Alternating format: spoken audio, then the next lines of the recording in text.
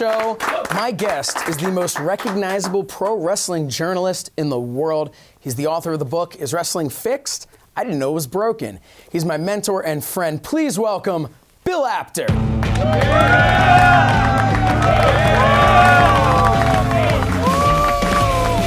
you. Wow, what a crowd. Hey, Josh. For being here. Well, thank you for having me here. You know, this is really weird. You know why? Why? Because I'm used to being, like So Says Apter. I mean, I'm used to hosting these kind of shows. Yeah, well, it took me a year to be able to flip the script on you here and be able to be in the slightly taller seat, I think. Yeah, you are. And also, We're going to pretend that was an accident that my seat is taller. Is it really? I think it is. You know what? I can be taller if I take off the OneWrestling.com hat and I show my comb over. Oh, okay. You notice how much taller I get? Looking good. Now, you need to respect the comb over. That's it. That is great T-shirt. A You wonderful came up with T-shirt. that. I did, out of respect to the comb over.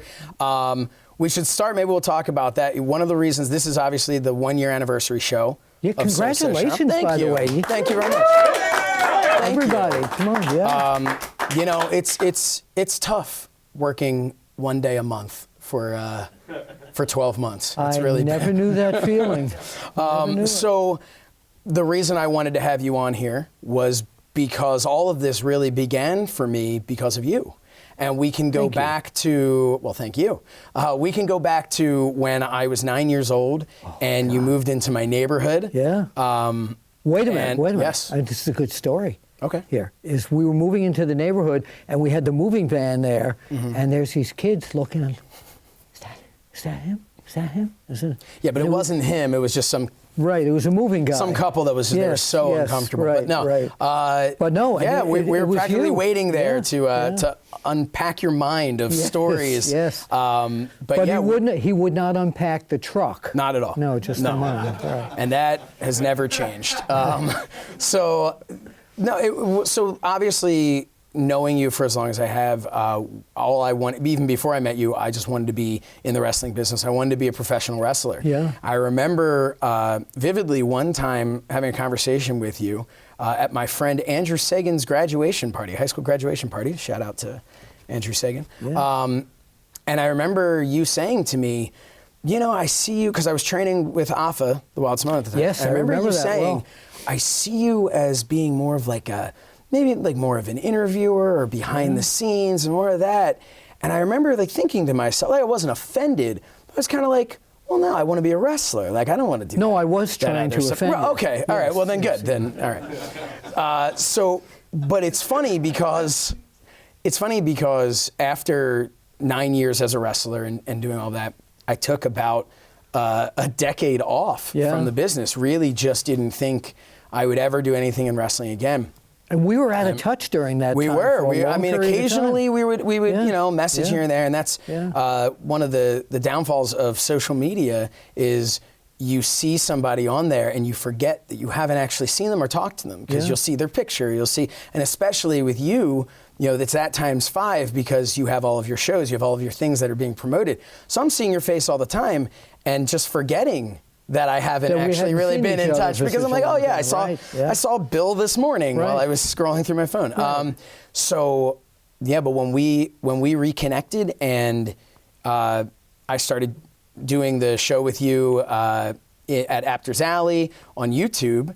And I brought you down to Apter's Alley because we reconnected, like you said, and I showed you the setup I had. Which is incredible. If you haven't seen it, just tune into what we'll obviously get into promoting what you're doing down in Apter's Alley, but you can see that But this was setup. This was, my computer hooked up to a couple of speakers live on YouTube. Yeah. And we just chatted away, and I had people send me rankings, audio rankings, and everything was just lined up. And I brought you down, and then one night you said to me, people these days are, you keep up with all the trends. Why aren't you doing a podcast? And I had done one with Nick Houseman, which I loved, but after, I don't know, about 26, 27 episodes with him, I was just kind of like, I want to stop for a little while. I need a break. Well, it's a lot. It's a commitment. Took the whole week. Yeah, when people are 1 hour. expecting, people are expecting this every single week, and it takes a lot more than just that hour sitting down to do it. But then you asked me, you said, well, would you consider doing a podcast again?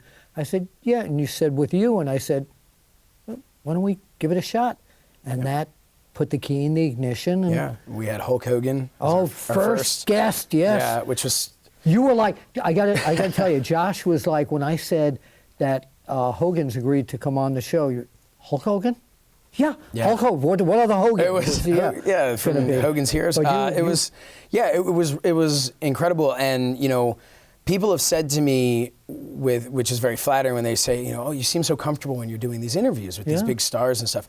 And I always tell them, my first interview that I ever did was with Hulk Hogan. Yes, you, me, and the Hulkster. So it was kind of like, no offense to anyone else, and I've been able to interview some incredible people. Yeah. But from like a nerve standpoint, like that, I got out of that pretty quickly working on the Apter chat with you, because it was Hogan, it was Sting, it was Taz, it was Rey Mysterio, it was all that. So, again, not that anyone else is beneath them. I forgot that whole list of talent that we had on that. So it was... You put the pressure on, though, because we taped, what was it, Wednesday nights? Yeah. We taped Wednesday nights, and by Tuesday afternoon, you were like, who have you got? I said, I'm working on it. I said, Rey Mysterio. Oh, that... Rey Mysterio? It's like you want more. Yeah, yes. So we need to have that. Great. It's it was never enough. I had to meet your expectations. Yes, yeah, but I did, really. But you did every single time. Thank and you. Ted DiBiase was another one they had on there, and it was great. One of the things that you did when we first did the YouTube show together. I came there, I didn't know what should I dress like, what should I do? This was the first time that I was ever appearing as myself in the wrestling world. Yeah. And I was wearing, I think, just like a dark blue polo shirt or something like that. And afterwards you said to me, you need a gimmick. You need to like physically have some sort of a gimmick. Because you looked like everybody else in the business. Yeah. And that was my thought. I thought to myself, if someone was to ever describe me, what are they going to say? They're going to say, brown hair, average height, wears a suit, when I decided I would wear a suit. So that was when I had the idea that I would do the custom ties. Yes. Yeah. And which has been well received by fans and other people in the business. And it's one of my favorite things to do, and it keeps me on my toes trying to come up with new. But you I always advise people, like when I saw you there, is that he's doing great, but what sets you apart? Right. So, and that's every wrestler or anyone in the business or anyone that's trying to do a job interview. We have 20 people in line for this job. What makes you different than the rest of them that we're going to remember at this company or whatever? Yeah. And you always got to find that one thing. And I'll tell you... You tied one on. Yeah. And I'll tell you, though, and it's worked. You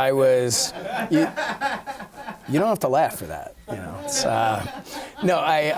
they're the Apter chatters. Oh, yeah. So the Apter chatters have come out here in full force. At least one guy there clapping. But it has worked. The tie really has.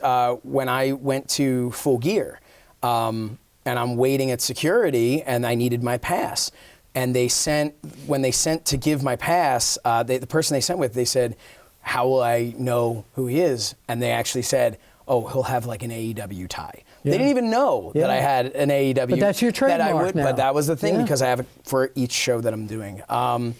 So obviously, we did 30 weeks together on the Apter chat. Yeah, it was great stuff. It was a lot of fun. One of the biggest questions. But wait, I'm going to cut in here. Okay. It feels just like the Apter chat all over again. Right. Well, this is what we did. Yeah. So one of the things is that you tried to bring out a side of me on those shows that did not. And Stu Sachs from PWI talked to you too, and he said, put him on the spot, nail him to the wall. And I was like, my character, if you want to call it character, has always been the guy that the easygoing reporter. I never gave things away. I never did spoilers.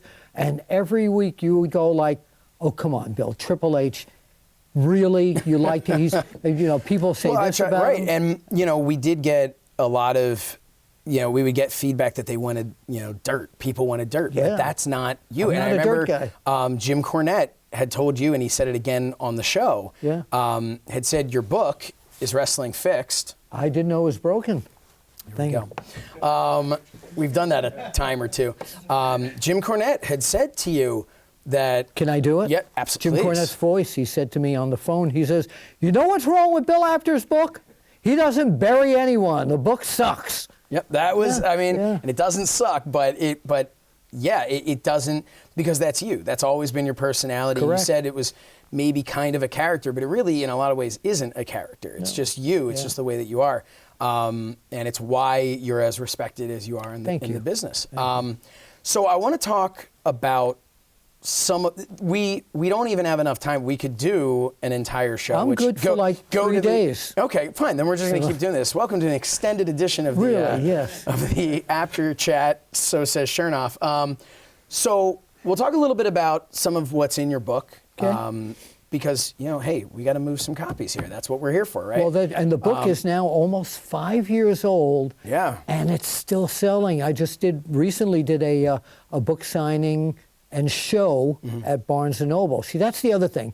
When the book came out, I went to Barnes & Noble 100 times, and there's always this one author sitting there, and people have just, oh, hi.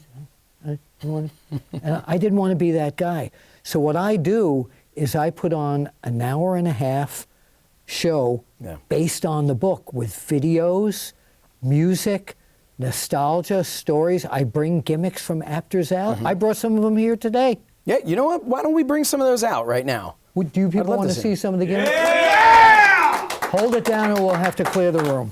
All right. They are never this energized for me. So this is the original Pro Wrestling Illustrated tote bag. It's a collector's edition. Yeah. And inside here, I brought some. So back before there was digital, do any of you in the audience here know what? Any of you Be careful, it's going to turn to dust. know what this is? VHS tape, right. So you used to put these things into a machine called a VCR, and you could watch. So before WWF came out with their Coliseum videos, we were ahead of the game. Yeah. Pro Wrestling Illustrated, along with John Berzicelli, who's a congressman from New Jersey, he had a studio in New Jersey, and he wanted to team with PWI and do a video called Lords of the Ring, Superstars and Superbouts. Yep. And this was the very first pro wrestling videotape ever, and I was thrilled that I was sitting here, and over there was the Dean of Wrestling Broadcasters, Gordon Soley. Wow. I got to work with Gordon Soley doing this thing. So this was the very first commercial videotape wrestling So ever. you actually, I remember when I was a kid, it's probably maybe around 12 or so, and you were talking about how you had done these things where you sat down, and at that point in time, you weren't doing those on TV anymore, those appearances. So you actually lent literally this specific VHS tape to me and my brother to be able to watch that. I remember and that. It was pretty cool. Well, thank you. There. Yeah, thank you. I mean, really cool. We also had a comeback called Ringmasters, the Great American Bash, and this is if you can get a shot of this is the Japanese version. So I'm sitting there, and there's subtitles in English, and out of my mouth is coming, it's very cool to watch. It really is. This is... we're not going to get sued. No, I don't think so. Why would you get sued? To just have subtitles on the bottom, so you don't have to. So this is my book, Is Wrestling Fixed? I didn't know it was broken. So this is the audio book. Ah, there we are. Someone here in the audience said, didn't you say you have the audio book? Correct. Yes, so thank you for getting that. This is available. Thank you for pointing out that we have an actual audience. No, we do. We have a large audience. Thank you. Yes. Because people are constantly, that laugh track's terrible. It's like, they're terrible, not the laugh track. Since we're taping this... I'm kidding. See, you've hosted things before, but you've never turned your audience against you. But however, this is Wednesday night, and I know for a fact that we're taping this at Montgomery County Community College, and in Montgomery County, Wednesday nights is when they let all the people from the correctional institutes out. Absolutely. Okay, They're big fans of yours. Thank you for coming. I appreciate that. So, Bill's pen pals with most of you, I think. all That's right. kind of how this came So about. this mask. Oh, this is a good one. Very special. Very special.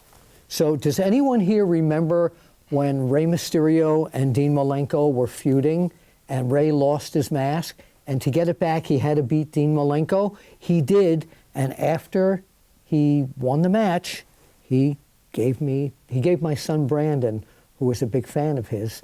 Big fan because Rey is, what, 4 foot? Yeah. two? Well, that's the thing. It fit Brandon perfectly as a kid, but then Brandon got taller and bigger. Yeah. But this is that mask. So this is I mean, that's And our studio audience here, later on, if somebody wants to try it on, see what you're missing by not coming here if you're watching. Really. Come here. I'll insult you. Bill will put masks on you. It's great. Okay, so I showed you VHS. Yes.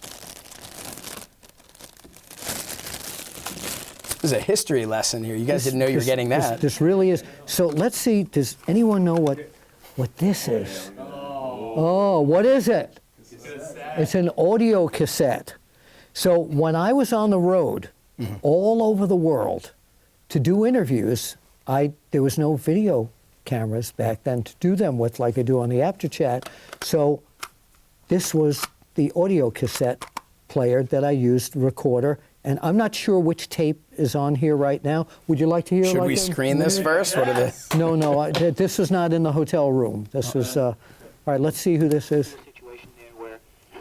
Jack Briscoe. Said that he's hesitant to let you have title matches there. Listen to the quality. Jose Lothario is saying that Me talking about Jack Briscoe being afraid to wrestle in Texas. Are you afraid to wrestle in Houston? Is there a jinx there for you? No, there's certainly not a jinx in Houston for me. I won the championship there, but Pretty good quality, huh? And those are some of the. Thank you. Yes. Some of the things that I remember we had on the show, the segment where you would play Classic some of those, audio, yeah. and it was one of the more requested segments because you don't. Nowadays, everyone can interview wrestlers. Everyone can go. They have things like StarCast, opportunities where there's all the talent, all these different conventions. And it's wonderful. Don't get me wrong. It's wonderful. Sure. But to have audio recordings like that of people like a Jack Briscoe. Oh, they go back to 1970. And to have you doing that, and you got them not just at a convention where they're sitting at a table, but you would get some of these after some of the biggest matches of their career. I've got on the other side of this tape, I have Harley Race after swearing he was going to beat Jack Briscoe for the NWA World Heavyweight Championship in the hallway as he was coming back. It's on here. There is a market for all of those. Now, you guys, of course, you would buy that, right? Yeah. All right, come on. Who's got There money? you go. All right. What else do we have in here? All right, let's. Here is the. I brought this to present to you, Josh. Oh. This is the cardboard belt of the WWE. Thank you very much. Walmart special. Right That's over your great. shoulder, I'll please. put it on over my shoulder, and then I'll put it on my shelf. So this is. I was at Stu Hart, the father of Brett and Owen and all the other Harts, had an 80th birthday party, and he gave me this hat signed by Stu and Helen Hart. Wow. Yeah, so real collector's What does it say on the hat? It says Stu Hart and Helen Hart. No, it says Stu Hart's 80th anniversary. Wow. Yeah, and again, we're going back to things that you just can't buy. No, you can't. These Well, things. it depends what you offer. Okay, so this. Ask Zack Ryder. I know about that. Right. We'll get to that. Okay. So this camera, this little camera, has something in it that during the day, I work for a nonprofit company. I help people with disabilities to find jobs. And there was a lovely lady who said, I'd like to be a photographer. And I showed her this camera, and she says, well, how do you take the picture? And I had film in this. And she, what is film?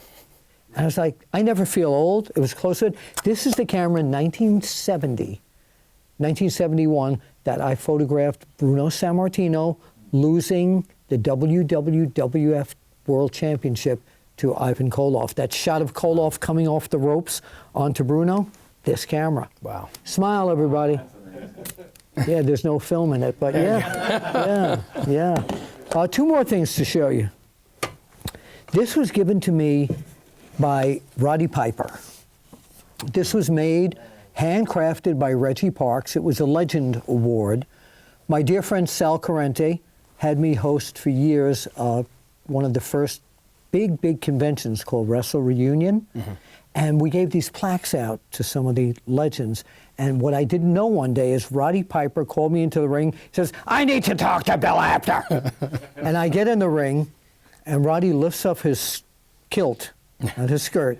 And he says, "I've got something for you." And I'm going like, oh my God, Joey Ryan wasn't even born at that period of time. And he pulled this out. And this is one of my, it was handcrafted by Dave Milliken and Reggie Parks. Yes, yeah, so very cool. Yeah, very for cool. those of you who don't know, Dave Milliken, who's a friend of the show, and Reggie Parks, who Dave studied under. Reggie Parks made all the championship belts for the WWF and WCW. Even UFC. Yes. Yeah. Well, I know Dave Milliken did that. Well, Was he Reggie carried Parks it still on. doing? Yes, okay. yes, Yeah. He did. I think the original ones. Yeah. So I mean, he was the premier belt maker. So to have something like that handcrafted by him makes it even that much more. And you can see if you turn around on the back there. Yeah. Handcrafted by Reggie Parks. And that is not the only handcrafted by Reggie Parks thing you have here. It's time. I'm glad that it's time. So, does anyone here know about COW? Right, okay. COW is Championship Office Wrestling. And one of my alter egos, a guy named Wonderful Willie, who I just feel coming on right now, has defended the Gold COW Championship belt, handcrafted by Reggie Parks. There it is. Wonderful Willie, okay? Dan Severn, Diamond Dallas Page. Rob Van Dam tried in the office of PWI. He climbed up a Xerox machine and did a moonsault onto me. I survived, retained my title. And he works stiff. He wrestles. Okay. He wrestles. Works. I know he wrestles. Stiff. What kind of language is that? Works stiff. Well, I wasn't talking about his wrestling Willie. career. So what I want to say is, all you people out there who think that in your office you might be the champion, I am the champion. COW, Championship Office Wrestling. And if you will, Wonderful Willie will take on all comers, but you have to prove yourself. Hit me up on @Apter1Wrestling. That's the #1, and we'll see if you can be a contender.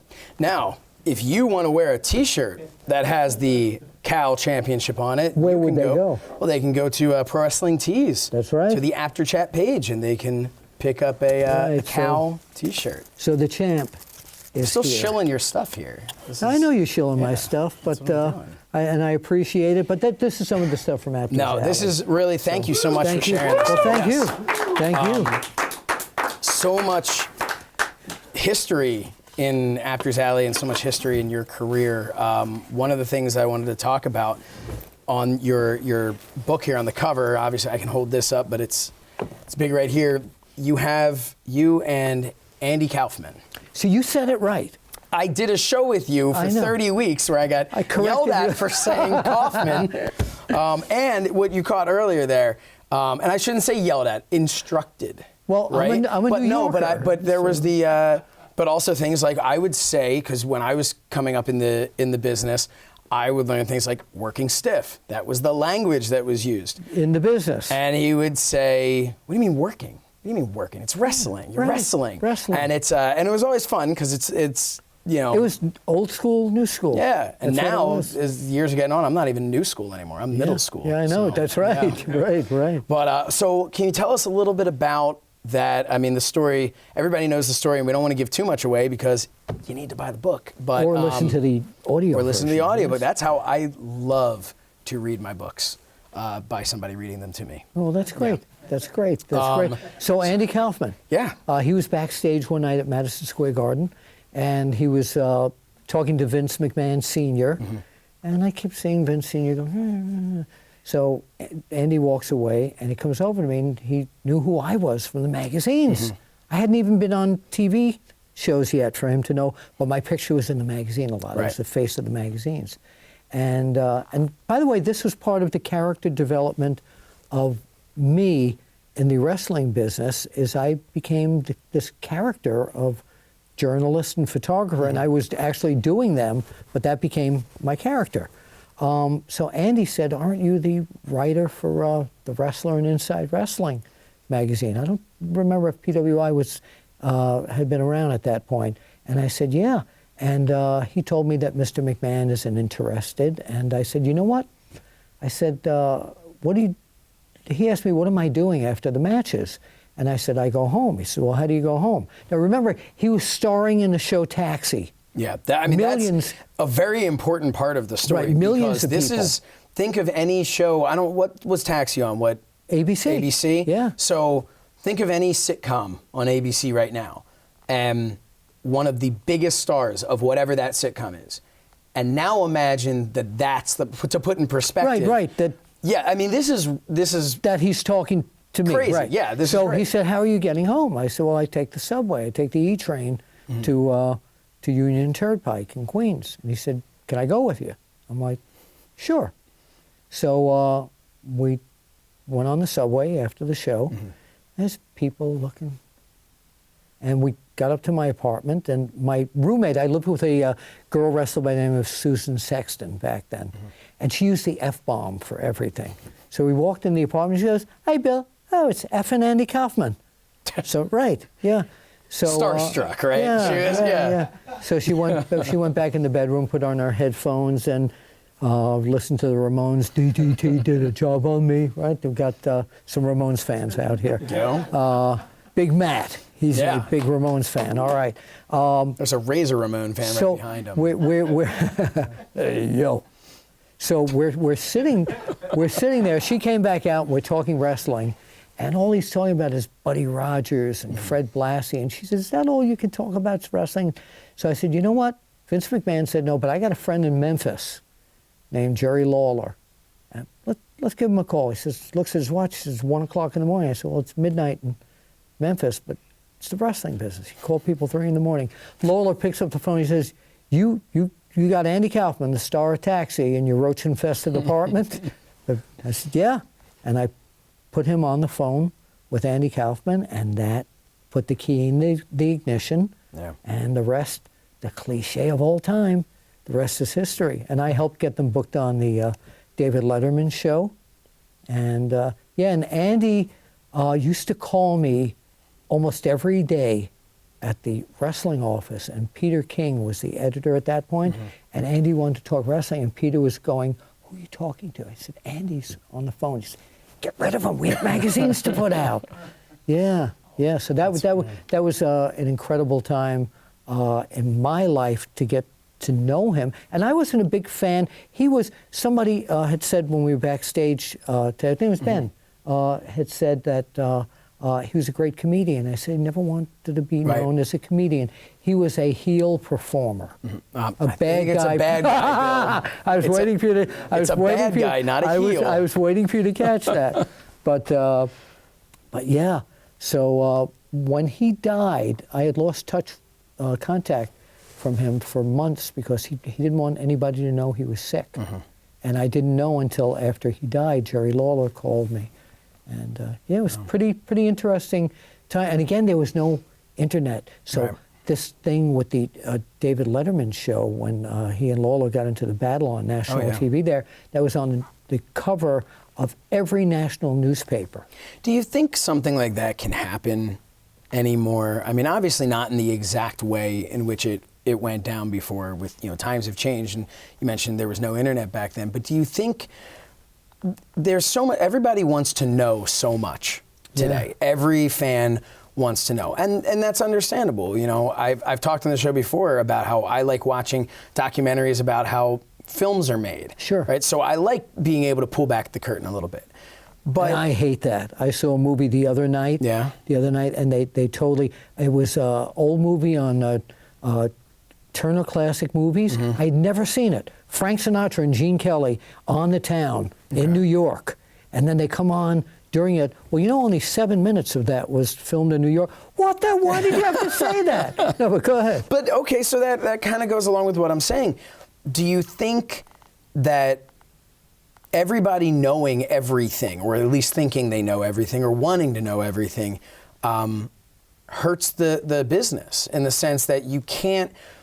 A celebrity, let's say a celebrity wanted to come in. We had, Stephen Amell did a lot of stuff with Cody and both in WWE and then with All In.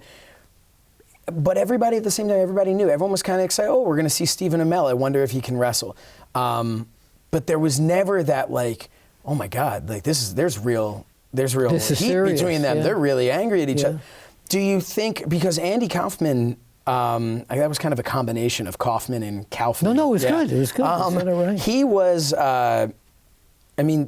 he was just despised by wrestling fans. But it was a different time in the business, but the fan was different. Right. To me, that change of fan started with ECW, when the fans used to start chanting, "You effed up, you effed up."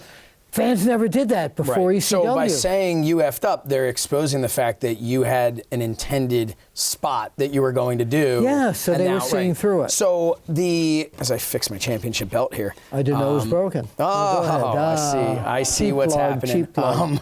So I wonder, because I did want to talk with you a little bit. You want to know if this would work today in the day of social media? Yes. Probably not. Which is, in some ways, really a shame, because I bet if you had gone to Jerry Lawler and Andy Kaufman back then and said, hey, we've got this ability for you to just type something and it's going to get out to millions and millions, back then you would have thought, like, oh my God, this is the greatest thing. Look at the publicity we can get. Look at, because. Yeah, but some guy in the ticket office who knew what was going on would have said, tweeted something out. Right. And it's, we can do an entire show just based on how social media has both built and killed the business. But I am curious about some of today's stuff. So I did want to ask you, I'm just leaving the belt down at this point.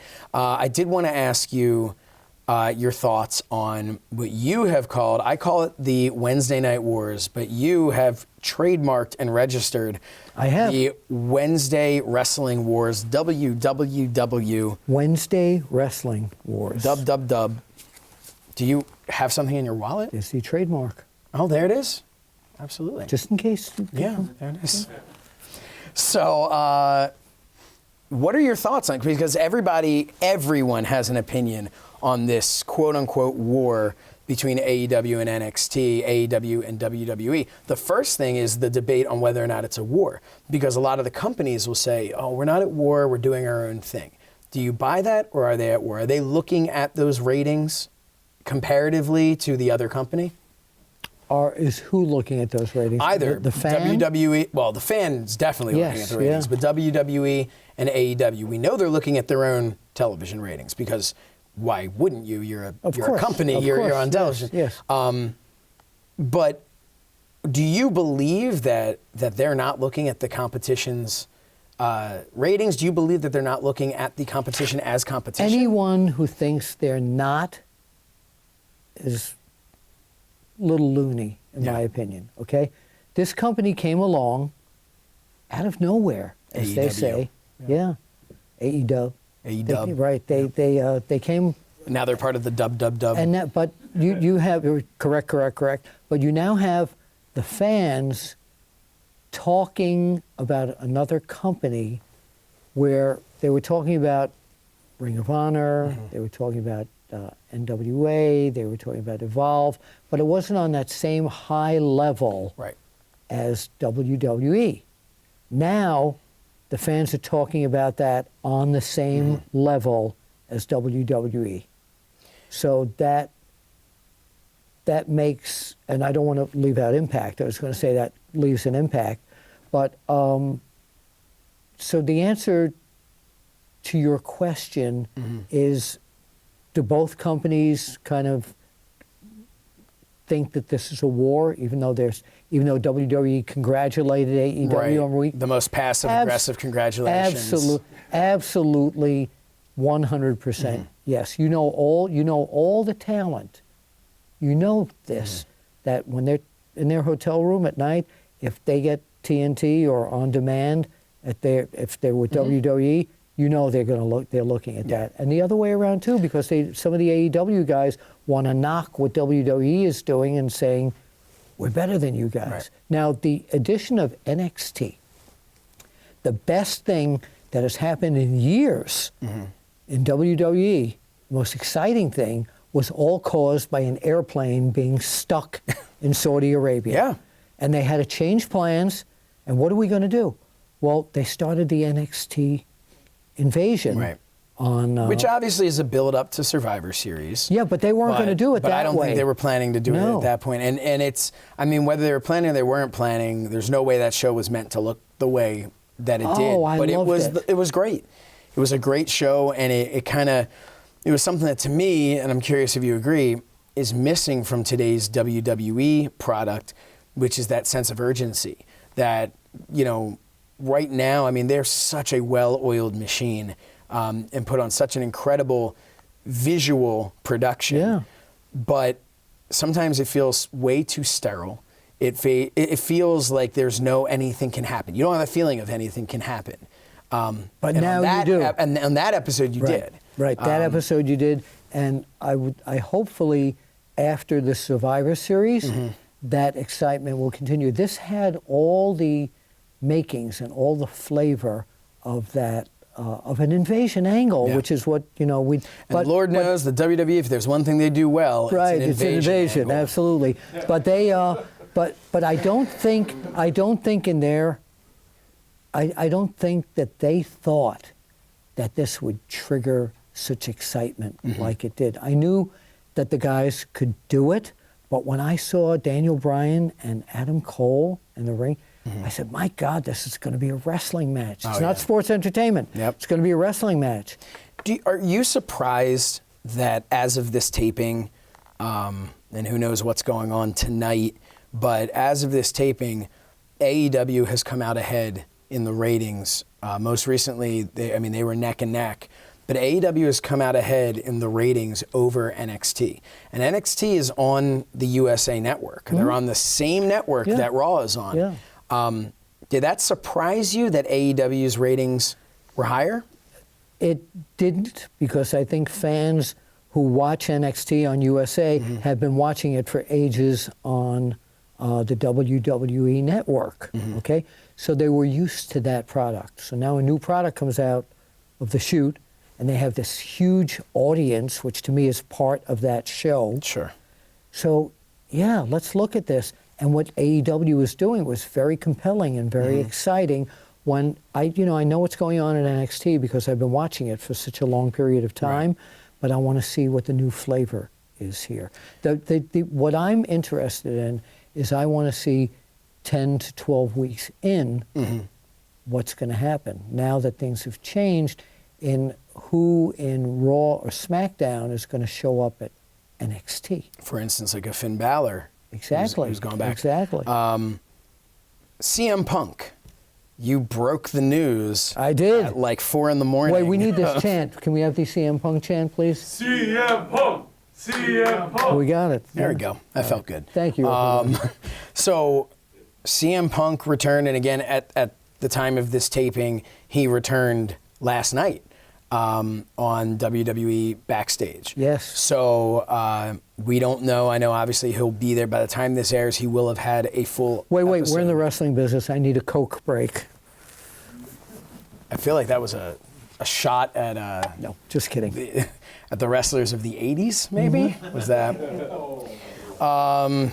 That got you guys? Come on now. I never saw any of that happen, by the way. Seriously. Never saw he was steroids. passed out by the time they brought the Coke exactly. out. My Diet Coke. Yeah. So I love how it just completely breaks the kayfabe of the mugs Yes. by bringing out that drink. Oh, absolutely. Like what we Absolutely. provided in that mug wasn't good enough for you? This is, how long has this stuff been sitting in there? It's completely evaporated. I think we need a urologist to look at this, but go right ahead. I am both literally and figuratively not going to touch that. Edit. So, what were we even talking about? CM Punk. Yeah, CM Punk. By the way, CM Punk would have appreciated a transition into Pepsi not Coke. Oh, I know that. Just kind of throwing that out there. Well, you know from our podcast, I'm a sparkling ice guy. Yes. But they didn't have it back here in the commissary, which was so well filled here. They only had this. So They didn't know. Oh, Yeah. we're going to fire the entire that's going to happen? voluntary staff. Right. Yeah. You're fired. There you That's go. it. Okay. So CM Punk is back on WWE backstage, and I don't want to get into, obviously the first question, is he going to wrestle again? Everything that we know is that it's separated, and I talked about earlier that it's a Fox thing versus a WWE thing. Okay. But what I wanted your opinion on was the backlash that he instantly received online of people calling him a sellout. The people who have been chanting his name for half a decade to come back are now calling him a sellout because he came back. Do you think that is A, because nobody hates professional wrestling more than wrestling fans? Okay. Or do you think B, everyone wanted his return, but they wanted it in AEW? C, do you think that they just were not chanting his name because they wanted him to come back? They're chanting his name to just annoy the McMahons? Or D, all of the above? I'm going to correct one thing that you said, wrestling fans hate wrestling. The person that my mentor, Stanley Weston, told me hates wrestling more than anyone was Vince McMahon Jr. Says that's why he wants to turn it into entertainment. But to get to your point, there's two words, and it's a cliche, and I don't know what the bankroll is at AEW, but money talks. If WWE and or Fox or jointly offered him this deal, he probably went, and I don't have to get in the ring at this point? Right. Sit and do some talking? All I have to do is talk. Huh? You need my name for ratings? Why not? Absolutely. And my prediction is, even if it's Fox that is paying him, if he's on their payroll, he's still mixed in with the WWE product. Yeah. Somewhere down the line, it's going to be the comeback of CM Punk in WWE. It's going to happen. Now, what are the chances? Because we don't know what his contract looks like. There's always that It's on a piece of paper. Always okay. Okay. There's always that probably notarized. There's always that possibility. I'm just spitballing here, that he could spend a little bit of time on WWE television, WWE backstage. He's talking. His name means something again. Sure. There's value to it. Let's say he's on a show-by-show contract. Let's say he's on a 6-episode contract, whatever it might be. That contract ends. He could end up, you talk about money talks, he could end up in AEW. Tony Khan might say. The next night. However, there's probably, we're hypothesizing here, there's probably a stipulation in the contract that if he decides not to renew with them, there's probably like a 6-month or something. Maybe. They'd be crazy.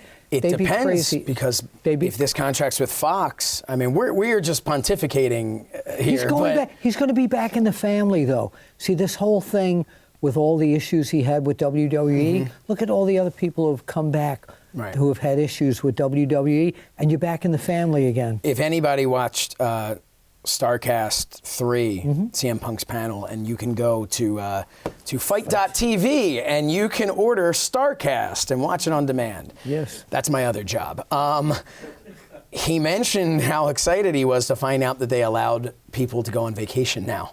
So maybe that was what pulled him in. It's a great interview. You should definitely check it out. They always, this gets so much bull duty here. First of all, please watch your mouth when you're on my show. It's impossible to do that. So, but no, that's so wrong, because I was in backstage and everything in that company, and there were guys that were getting vacations and stuff. He was apparently, according to him, he was not. He was asking for it continuously, just time off to, they needed him at that point for box office. Yeah. So when you get into that business, you have to know that this is not the office job. Right. You have to know that it's not going to be regular hours. You have to know that you may not get exactly what you want, but you're getting paid. Do you think that AEW is going to change that culture of the WWE? I don't know. Because AEW seems to at least have a very different culture with their talent, a very different way of, for instance, as of now, they're not they're touring once a week. They're not doing house shows, and I know it's been discussed they will eventually, but it's also been, I've heard, and I don't know the truth to it, but that it would be almost in a rotating way. So for instance, if you're seen on television that week, you're not more than likely going to be on the house show loop that week because they're trying to keep their talent healthy. They've talked about circulating people out, cycling them out. Sure. So, if you build enough stars, because no one loves anything more than a wrestler returning after a break, So give them a little bit of break, give them a little bit of time off, help build these other stars and just kind of, circulate them in. That makes sense, but from a business standpoint, if somebody's hot, they're going to keep them. And regarding house shows, AEW, if you see the trend, other than some of the indies that'll draw 300-400 people, if you see the trend in house shows, one of my correspondents was at the WWE show in Trenton a few weeks ago. He couldn't believe, and Seth Rollins, Becky Lynch, all the big people were there. But a few hundred people in a big building. I think the days of house shows right now, other than pay-per-views being someplace you would go, I don't think house shows are going to have the impact that they used to have. So it's interesting because if you look at the way things used to be, your television in wrestling was your commercial for your live event. Sure.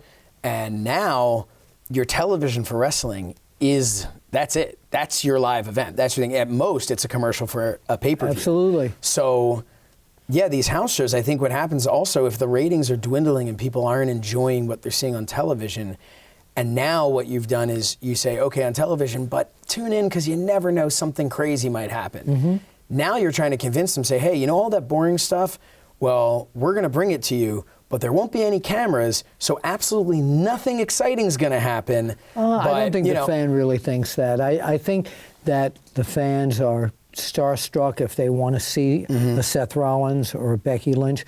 But I think that TV, at this point, we got to talk about how the world is changing. Sure. TV doesn't bring in the people to the live shows anymore like it used to. Unless it's So Says Shernoff. Of course. Then we bring the people. Or the Apter chat, right? Yeah, thank you. So my point is that I think TV is going more and more, as we know, to streaming media. Yes. And I think the fan that watches streaming media doesn't necessarily want to go 5 or 10 miles outside of his house to go see a spot show. Because they're so used to just being able to see it in the palm of their hand. It's like going to a brick and mortar store versus going to Amazon. I think that's a good point. This is how I think the world is changing. But maybe a live television show is that extra little thing to go, I might see myself on TV.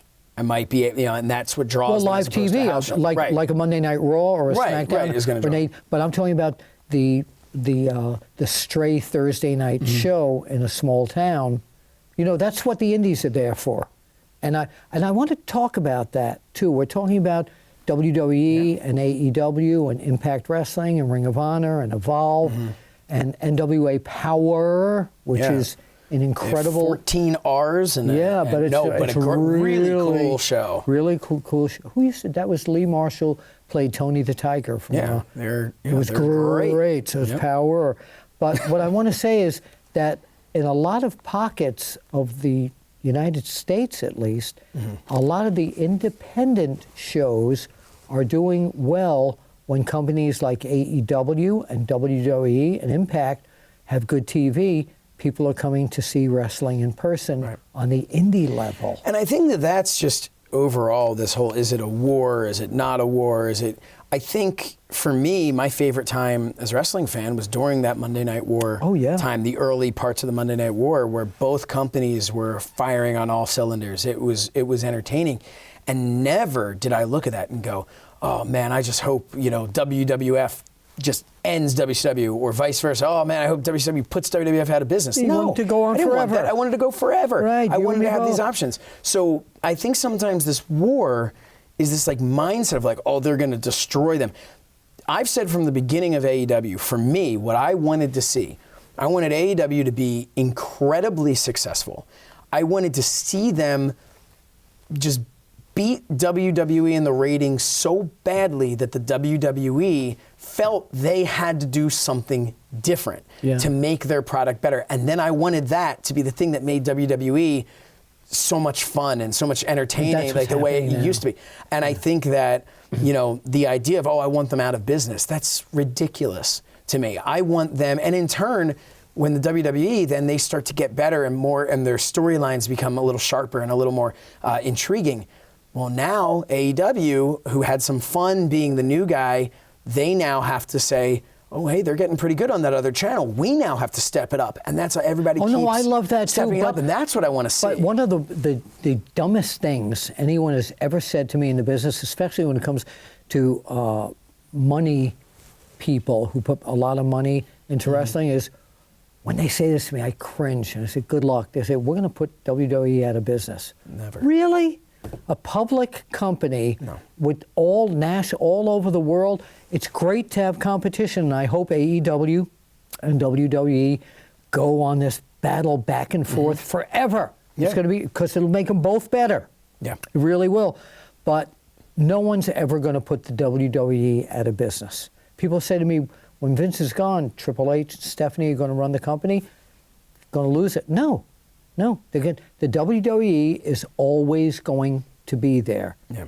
They're a machine now where there are so many cogs to that machine that someone else could step in and you would have to just work so hard to ruin something like that. And that's obviously not the goal of anybody that's working there. No, the only way I could see WWE having an end point was if they sold it to someone who, just let's take their money, goodbye, and these other people just don't get it. Yeah, I mean, look, there was a time when people would have said WCW could never go out of business. How could this go out of business? It's owned by Ted Turner. Right.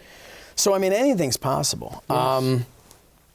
I wanted to talk to you about the current stuff because I think you have a really interesting perspective because we can all, somebody my age can look back on this, and I'm not calling you old, I'm just seasoned. I'm seasoned, but the... gray comb over. Oh, there it is. See, there it is, right there. Yeah. The missing link. And you know what? I don't color it. You and I were talking lots of times. If you were coloring it, I don't want to do that. You need to buy some new product. Yeah, really. Good. Yeah. I'm coloring it gray. There you go. There you go. So he has a dark black head of hair, and he just... But no, I looked at me doing that a few years ago at some of the conventions, and I was posing with fans, and I was like, oh my God, I look like one of my old dead relatives. I didn't want to look like that anymore. Man, that's someone... You have an old dead relative out there that was offended by that comment. Uncle Izzy, I had no idea you were here.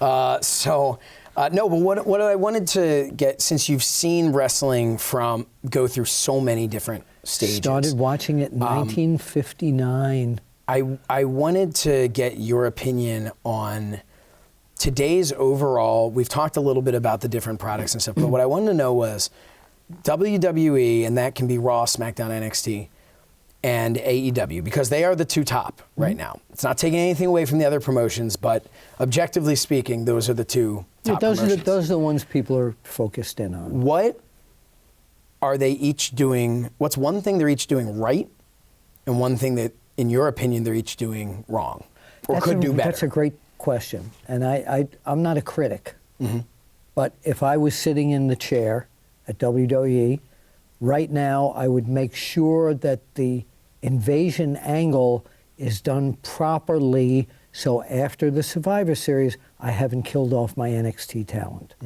That's my concern. The invasion angle is something they're doing right. What are they doing wrong? I've always been one of these people, and again, this is business, it's TV. Monday Night Raw, 3 hours. I'd love to see 2 hours. I think a more streamlined product on Monday nights, and maybe that other hour could be something like the FS1 backstage type of show. That's a great idea. Or just a show like Gordon Soley, Joe Pedicino, and I did Pro Wrestling This Week. and do like a news show, that type of thing. So kind of a post-show coverage of the whole week. They do it This Week in Wrestling on the network, but it's not what the old Pro Wrestling This Week show was like. AEW, what are they doing right now, other than that Moxley match was a little too long, the Lights Out match? They seem to be doing everything right. They seem to have their ducks in order, but I'm hoping that they don't get overconfident with we're this good and these other guys, we're not competition to them anymore. We're better than them. That's what I hope. That's not going to happen. Are they doing anything wrong right now? Yeah, some of their guys, when they take to social media, are being sarcastic about the WWE product. Don't do that. I know you're not a fan of sarcasm, but you never know when you might need to go back. No, and that's true, and I think that's something that can be said. You played an interview earlier with Jack Briscoe. Could you even comprehend the idea of a Jack Briscoe tweeting in the prime of his career, tweeting he would tweet in character. Oh yeah, well that's something that I'm glad you said that, because that's something that I wish, Twitter's out there. I hate the fact that there's so much breaking of the characters, because it makes the star seem lesser. It's something that I understand on indie shows, everybody goes to what's called the gimmick table, right? They all sit there and they sell their stuff, and I get that, because that's how they're feeding their families. Some of these people. I mean, you look at the Young Bucks. A lot of their merchandise is what that made them, able to be full-time professional wrestlers. Sure. I get that, but I've always kind of felt like, as soon as I worked at a promotion doing commentary, and there was a great guy, but his character was like a savage beast, okay? Mm-hmm. And then he'd go out during intermission. And he was the sweetest guy in the world. And he would sell his shirts. And I always looked at it and I thought, get someone else to sell your shirts. Like, I understand. Look, if you're a good guy, go out there, greet your fans, take pictures, sell some shirts, whatever. If you're a bad guy, MJF does a phenomenal job of sitting at a table. He's 24/7. He's MJF. Yeah. And he just has he knows how to be, hey, I have a signing to do. Sure, I'm here to take your money. Fine, I'm going to write something derogatory towards you. But I feel like it cheapens this business, and it cheapens an aspect of this business that is so important. It doesn't work. That's why I hate to, when I do an interview with a wrestler in character, I have to put that, like Danny Davis, I saw that, the bad guy referee. I had to put brand new in character interview with Dangerous Danny Davis. And you shouldn't have to. No, because that's what on these interviews I did on the cassettes, and a lot of times I will do during an in character interview, like when I do the after chats at the various conventions, I will say, you know what, you're old school. Let's do an old school interview. And immediately, I did one with Ricky Morton a few days ago, because I wanted to talk about how magnificent his performance was at Full Gear. Yeah, was great. And so we talked about that, and he was shooting, and I was like, I wasn't even comfortable with Ricky Morton shooting, and I said, so why don't we do this?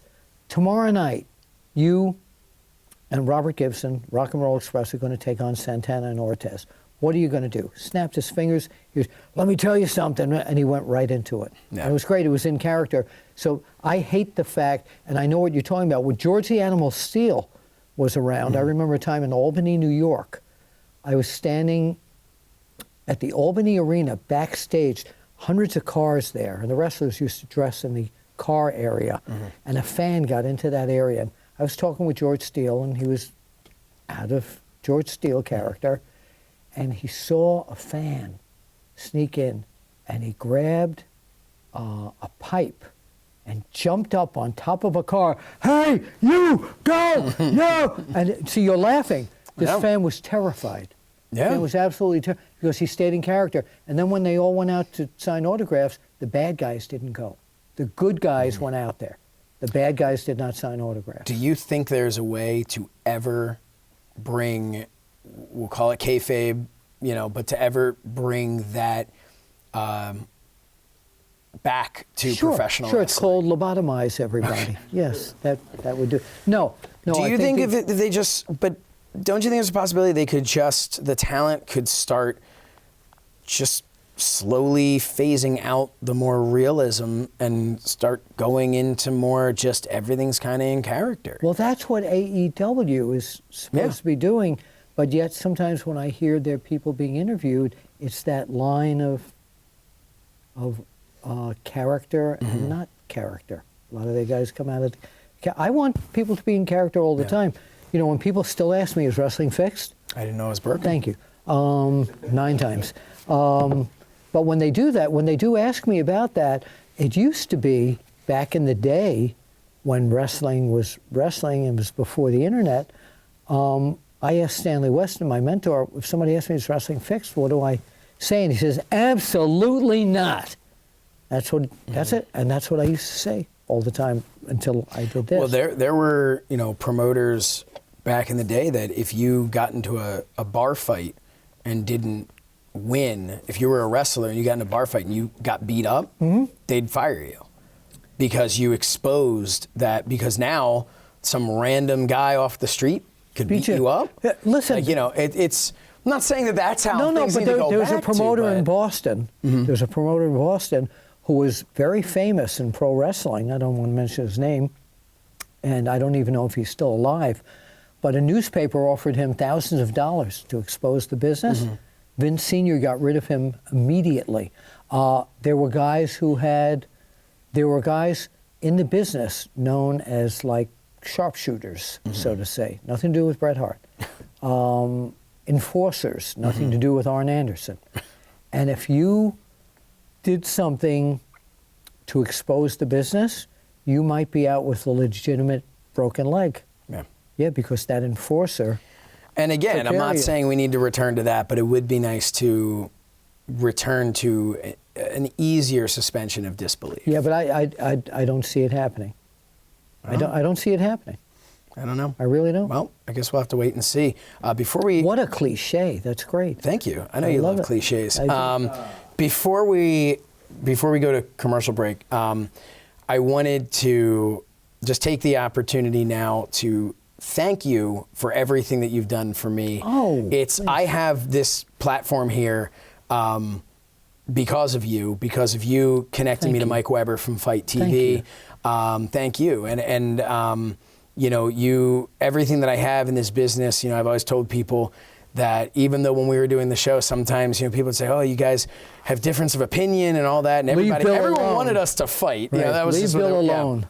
But I always said, every single thing that I have in this business, I have thanks to you. Thank you. And it was always very selfless, and you took a reputation of yours that you had, you'd honed for years, and in this business, when you put your stamp of approval on someone, you're putting your reputation on the line. So I've always really appreciated that you've been willing to send me out into the world with your name, on my sleeve. So I really do appreciate that. Thank you very much. And I just wanted to. Well, you make me very proud. Oh, well, thank you. I appreciate one that. of the things that you and I always talk about, I said, did you ever think about the whole doing interviews like I do or doing broadcast? And you said, no, I never thought about that. And I always, let's go back all the way to that first party that we met at. Yeah, the graduation I always had party. that vision of you, and you're very professional. Thank you. On camera, when you do your stuff on Fight Off TV. camera, it's horrible. Horrible, I'm the terrible, most unprofessional. Really. Can't hang around with this guy, nothing. Just ruining hotel rooms. You've established a very good professional demeanor about yourself, and I'm very proud to say that I had something to do. And thank you for thanking me in front of your millions and millions of viewers here on Fight TV. Thank you very much. Can you stick around? We're going to take a quick commercial break. Wait. Yeah? I'm going to stick around, but a lot of people have come to my live show. I do a one-man show. And before I come out, there's a guy who comes out to entertain who is my opening act. And, hold on, 2 or 3 minutes. Okay. 2 or 3 minutes. He's out there, and he took a trip all the way from Las Vegas to come here tonight, and, well, you'll see what he does. All right, well, we are going to take a quick commercial break, and when we return, Bill is going to introduce his My guest. surprise, His yeah. surprise guest. Yeah. You don't want to miss it. We'll be right back. Yeah.